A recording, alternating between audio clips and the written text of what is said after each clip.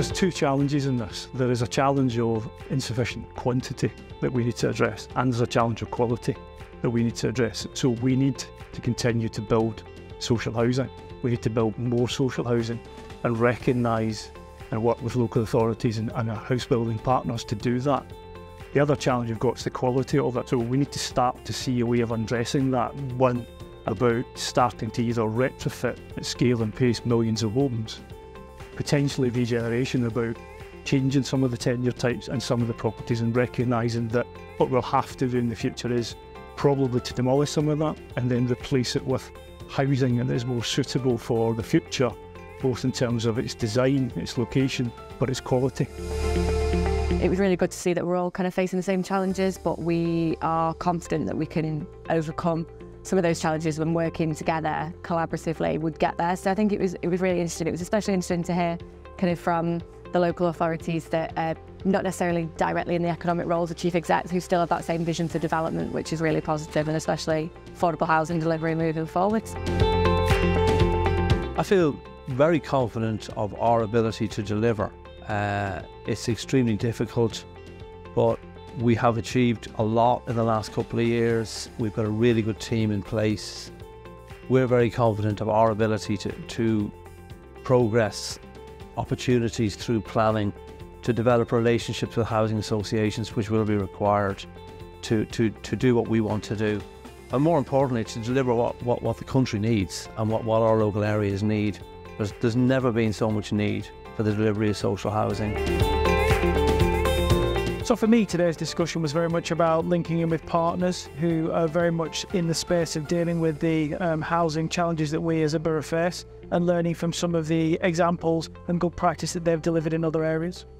I think the biggest takeaway I had was an affirmation that we do need to change the way in which we tackle this problem in the future, whether that's through government policy changes, or the way that we fund it, or the way that local authorities go towards addressing that particular issue, or the way that partners address it. But I think the biggest single takeaway is that partnership working is the only way that we're ever going to be able to tackle this particular challenge. There's a really sort of interesting moment that we have now in sort of the industry and also in politics. We're looking at most likely a changing government. I think that you know a new government has the opportunity for new ideas, new vision, possibly new investment in this area. Obviously, a Labour government, if it is a Labour government, got a better history when it comes to investment in social housing and affordable housing.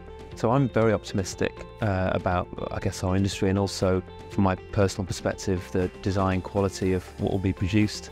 I'd love to see more design codes, design guidance, helping to sort of put design and placemaking right at the top of the agenda. For me, I'm really passionate around meeting our housing needs, but and developing more affordable housing. But getting across that is about placemaking and actually remembering that we've got existing communities and we need to take them forward with us in any regeneration projects, and we're in developing more affordable housing. I think the biggest takeaway was the government funding and Homes England funding, and the kind of opportunities that the registered providers such as Onward Homes are using to have those discussions with them at a higher level and express their concerns. Sometimes from the developer's perspective, you can be a step back from dealing directly with Homes England, and we have the frustrations of, is it working for them? Do they understand what's going on the ground in terms of the planning struggles and the funding struggles and build cost inflation? But I think it was really positive knowing that the local authorities recognise that, the registered providers and obviously the other developers as well. So that message is being passed up the chain higher where it needs to be, really. How do we deliver more affordable housing? What we recognise, I think the country now recognises the need for social housing and the need for quality social housing, that delivering 90,000 social housing units a year, homes a year, will make a significant difference and will start to resolve the housing crisis. It will also provide a massive economic impact and the ability to grow the economy. One of the challenges that we have as a country is we don't have many levers at the moment that allows that to happen.